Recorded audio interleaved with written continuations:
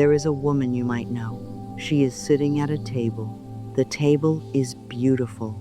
She set it herself. Flowers she arranged that morning. A candle she lit before anyone else was awake. A cup of tea, warm, waiting. But she is not sitting there to enjoy it. She is sitting there because she has finally stopped moving, and the stillness frightens her, because when she is still, she can feel it. The weight of everything she has been carrying, the years of giving, the years of adjusting, the years of making herself smaller so that someone else could feel bigger, the years of pouring, and the cup in front of her, the one she sets so carefully, is empty. It has been empty for a long time. She just never let herself look. She did not become this way by accident. No woman does. This started long before him, long before the relationship that exhausted her, long before she learned to read the room, before she entered it. This started in a house, maybe a house where love felt conditional, where she had to be good enough, helpful enough, quiet enough to earn warmth. Maybe a house where she watched her mother give and never complain. And she learned that this was what women do. Maybe a house where being too much, too loud, too needy, too emotional meant she would be left. So she learned. She learned to shrink before she was asked. She learned to give before she was needed. She learned that her job was to take care of things, not to be taken care of. And she was good at it. She became very, very good at it. By the time she was a teenager, she already knew how to read a room. She already knew how to manage moods that were not hers. She already knew how to make herself useful so that she would feel safe. She called it love, and it was love, but it was also armor. When she loved someone, here is what it looked like. She noticed when he was quiet before he said a word. She adjusted the temperature of her voice to match his mood, even when she was the one having a hard day. She put her needs to the side, not dramatically, not as a sacrifice, she announced, quietly, automatically, the way you move a glass before someone bumps the table. She cooked when he was tired. She was quiet when he needed space. She was present when he needed company. She rearranged herself constantly to fit whatever shape the relationship needed. And if he ever said, "You do too much," she heard it as a compliment. She did not hear the warning in it. She did not understand that doing too much can mean you are teaching him that your needs do not matter, that you are showing him with every quiet sacrifice that you do not need to be considered. She did not know she was disappearing. She thought she was loving. Here is what it costs a woman to give without limit. It costs her energy first, the kind of tiredness that sleep does not fix, the kind that sits in her chest, the kind that makes simple things feel heavy. Then it costs her voice. She stops saying what she wants because she has not said it in so long. She is no longer sure what she wants. Then it costs her identity. She looks in the mirror and she sees a woman who is good at being there for everyone else, and she does not know who she is. When there is no one to take care of, then it costs her sense of worth, because she has been measuring her value by how much she gives, and she is always giving more, and it is never enough, and so she must not be enough. And then, slowly, almost without noticing, it costs her the relationship itself, because no one can stay tethered to someone they can never reach, because the man who is always received and never asked to give does not grow into someone who gives. He grows comfortable. He grows into the dynamic she created, and she resents him for it. But she also does not know how to change it, because changing it would mean asking, and asking would mean risking, and risking means she might lose him. And losing him, even after all of this, feels unbearable. There is a moment. It is different for every woman. For some, it comes during an argument, when she finally says the thing she has been swallowing for years, and he looks at her like she is being unreasonable.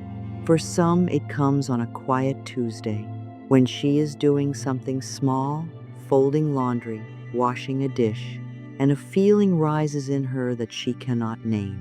For some, it comes when a friend asks, "Are you happy?" And she opens her mouth to say yes. And she cannot. She genuinely cannot say it.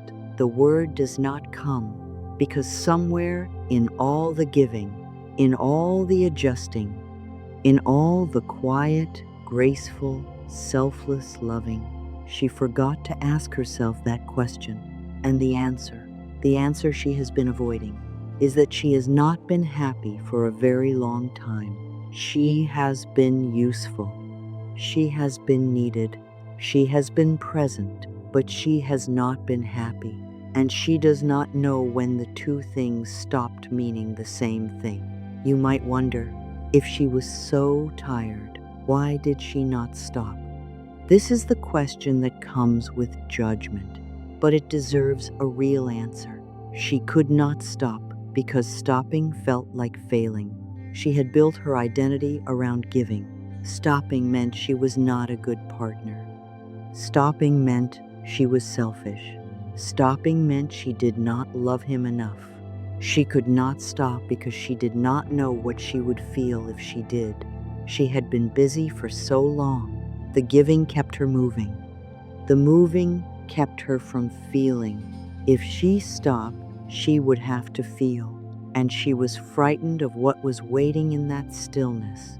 She could not stop because of the fear that if she asked for more, he would leave, that her needs were too heavy, that she was too much, that the love was conditional, and the condition was her silence. And maybe it was.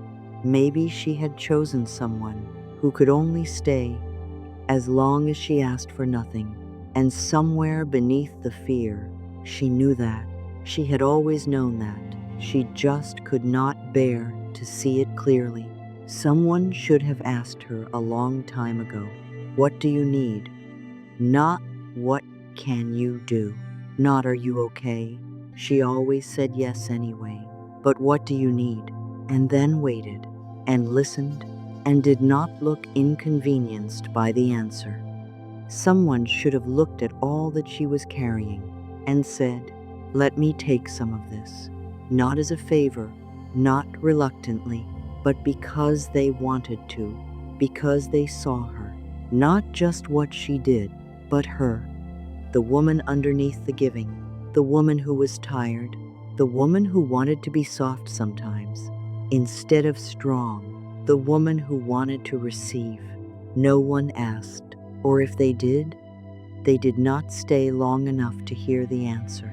And so she kept giving, because giving was the only language she had been taught. Receiving felt foreign. Receiving felt unsafe. Receiving felt like owing something. She had never learned that love can come in, not just go out.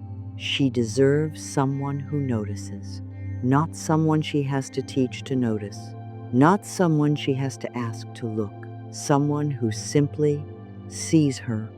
She deserves a love that does not require her to be small, a love that makes space for her moods and her needs, and her quiet bad days, a love that does not penalize her for having feelings. She deserves to be asked, "How are you?" and have someone mean it. She deserves to say, "I am tired," and have someone say then, "Rest, I have this." She deserves rest. She deserves to lay down the weight she has been carrying, not because she is weak, but because she has been carrying it for far too long alone. She deserves to be loved the way she loves, completely, without conditions, without keeping score. She deserves someone who gives back, not perfectly, not equally in every moment, but someone who tries, someone who sees her effort and honors it, someone who says, I know what you do for me, and I see you. She has never needed much, just to be seen, just to be met, just to know that her love lands somewhere safe. She deserves that. She has always deserved that. She is sitting at the table. The candle is still burning. The flowers are still there. The cup is still empty, but something has shifted. She is looking at the cup differently now. Not with shame, but with understanding. She knows now why it is empty. She knows now that refilling it is not a luxury. It is not selfishness. It is not too much to ask. It is necessary. She is still here. That matters. After all the giving, after all the losing herself, after all the years of putting herself last, she is still here, still breathing, still feeling, still capable of love.